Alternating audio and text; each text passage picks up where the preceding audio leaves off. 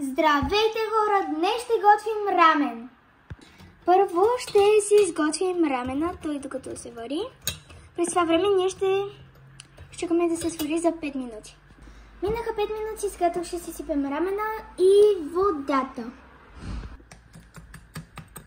Първо ще си нарежем малко царевица, зелен лук и малко месо.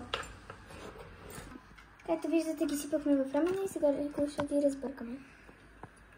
Следваща стъпка ще си изпечем едно яйце.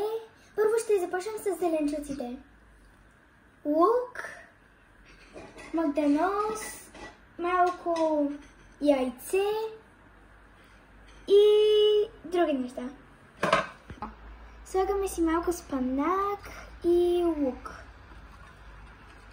Сложих си яйце и малко бекон за рамено. Така.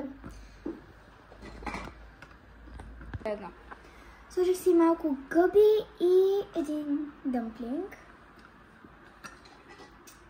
И сега ще сложим една малка скалита. И са ни готови. И сега ни е готов рамена. Много вкусен. Пробвайте рецептата.